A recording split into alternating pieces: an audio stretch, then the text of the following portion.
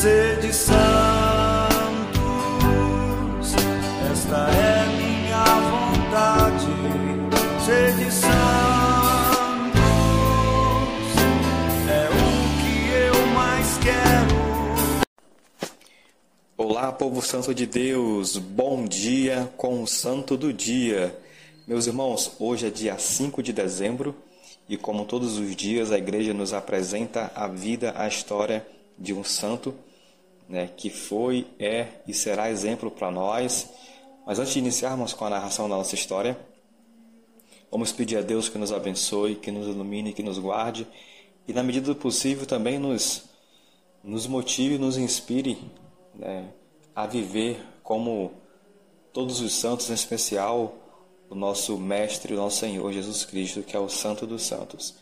Que Ele nos abençoe em nome do Pai, e do Filho e do Espírito Santo. Amém. Meus irmãos, que maravilha mais conhecer a vida de mais um santo. E maravilha também saber que o nosso canal está crescendo, 279 almas que tem contato aí com nossos vídeos todos os dias. Isso é muito bom. Então, uma maneira de nós ajudarmos o canal a crescer ainda mais para a honra e glória de Deus é sempre que sair um vídeo você vir aqui, ver o vídeo todo, comentar, curtir e também compartilhar para a sua família, para o seu grupo de amigos, enfim, em sua rede social. Seja como for, nos ajude a levar a história da igreja por meio da história dos santos cada vez mais e mais longe. Amém? Então, vamos conhecer hoje a história de São Sabas Abade.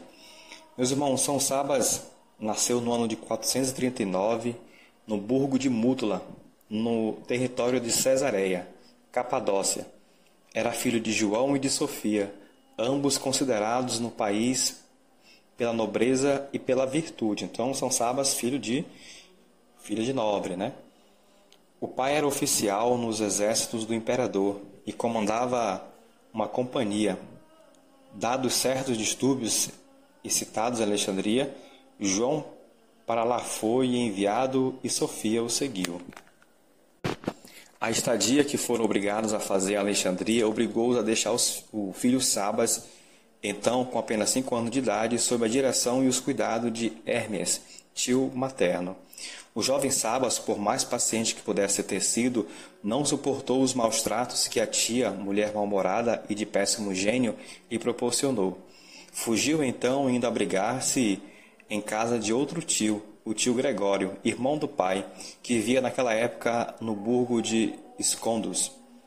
Esta fuga e esta preferência do pequeno Sabas deram motivos à rivalidade entre ambas as famílias, que o disputavam e a administração do bem de João. Ou seja, o Sabas, desde pequeno, sabia o que queria, era maltratado por um tio, foi atrás de outro, e isso gerou uma briga entre as famílias. Embora com 8 anos incompletos, sentia-se um menino tão mal edificado a viver entre o ciúme dos tios e as rugas frequentes, que resolveu escapar novamente, dessa vez para o mosteiro de São Flaviano, a pouco menos de 1 légua de Mútula. Não gostou de uma forma que um tio cuidava, e com razão, e agora não gostou como outro tio cuida, e agora fugiu para um mosteiro. Não tinha ainda nem 8 anos de idade completo. Os religiosos receberam-no com alegria, impressionados com a beleza de Sabas, e se encarregaram da educação do menino.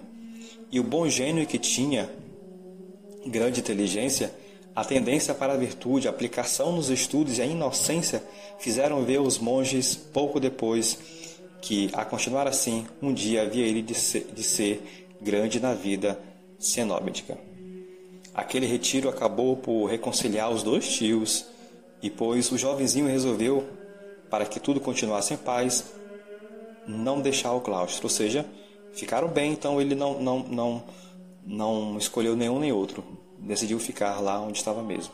E a vocação para o estado religioso foi se declarando dia após dia, até que, firmando-se, o levou a decidir não mais abandonar a vida que ia levando. Então, um menino que, desde muito cedo, já sabia o que queria, Conquanto fosse menino, não se via no mosteiro quem lhe ultrapassasse as austeridades, ou seja, ninguém era melhor do que ele para viver como um disciplinado, né?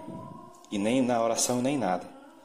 Um dia, por ter colhido no pomar do mosteiro uma grande maçã, não somente não a comeu, como se afligiu imensamente com a gula que o impelia a comer o fruto com ligeireza. Desde aquele dia, tomou horror a todas as frutas e dela jamais comeu, qual fosse. Sabas comia pouco e pouco dormia. Grande parte da noite passava em oração. Aos 18 anos, era objeto da admiração dos mais antigos do mosteiro. Certo dia achegou-se do superior e pediu-lhe permissão para ir visitar os lugares santos, que grande lhe era a devoção pelas coisas sagradas da Palestina. O abade, que lhe conhecia a virtude, concedeu-lhes pesaroso, porque ia privar a comunidade de um grande modelo qual ele era. Então, 18 anos, pediu para viajar, para conhecer os lugares santos. O superior, né, com o coração meio abatido, permitiu, porque ele faria muita falta ali no seu mosteiro. Sabas, alegremente emocionado, partiu para Jerusalém no ano de 457 e passou o inverno no mosteiro de São Passarino, onde a todos edificou pela sobriedade, santidade e vida humilde que levou. Dali transferiu-se para o mosteiro de Santo Eutino, onde o silêncio e a austeridade lhe eram do mais agrado. Então ele foi para um outro mosteiro, onde o silêncio, né, era o ponto forte. Em poucos dias, São Sabas era um dos mais perfeitos modelos. O dia consagrava ao trabalho e a noite à oração. E tão recolhido vivia, tão continuamente unido a Deus, que o trabalho corporal era para ele uma oração. A ele tudo fazia por espírito de penitência e de caridade. Que fazia Sabas no mosteiro? Fora incumbido de carregar água e lenha para as necessidades dos irmãos, auxiliar este e aquele nos diversos labores e tratar dos doentes, o que fazia com infinito de ternura e cuidado. Tais ocupações, entretanto, não levaram a se descuidar das austeridades, e era dos primeiros todos os dias a comparecer ao ofício divino. Santo Eutino, que chamava nosso santo de o jovem velho, por causa da grande virtude da sabedoria, levava-o todos os anos, a 14 de janeiro, ao deserto de Rubã, onde se crê que o Salvador passou os 40 dias depois do batismo. Ali ficaram ambos até domingo de Ramos, aplicando-se aos exercícios mais austeros, orando e jejuando. Por ter uma vida de austeridade, de oração e de penitência e solidão, São Sabas era constantemente atacado pelos demônios. São Sabas, armado de poderosa arma, qual seja da oração, enfrentava os demônios, né, e de longe de ser desencorajado. Depois de 4 longos anos de sofrimento, procurou uma solidão ainda mais espantosa. Encontrou nos rochedos de uma alta montanha escarpadíssima uma caverna, que fora morada de São Teodósio, o cenobita. Um dia, alguns camponeses avistaram a corda que do alto a baixo balançava a brisa. Marinharam curiosos, monte acima, penetraram na caverna e ficaram admirados da penitência que o santo fazia. Desde aquele dia começaram a vir a ele de toda parte camponeses, os magotes, que lhe solicitavam instruções, e muitos tocados resolveram ficar na caverna e com São Sabas passar o resto dos seus dias na solidão.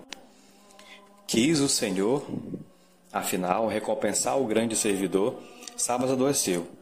O patriarca foi visitá-lo e, vendo que tudo faltava na cela, fez com que o transportassem a uma casa vizinha, que estava sob a dependência do patriarcado.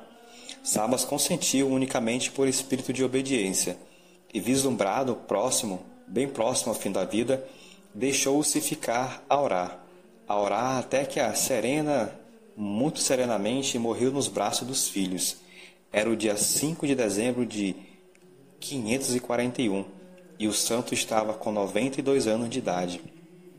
Ao enterro, compareceram muitos bispos e uma multidão incontável de solitários, e à beira do túmulo que o abrigou, um grande número de milagres se deu. As relíquias de São Sabas foram mais tarde transportadas para Veneza.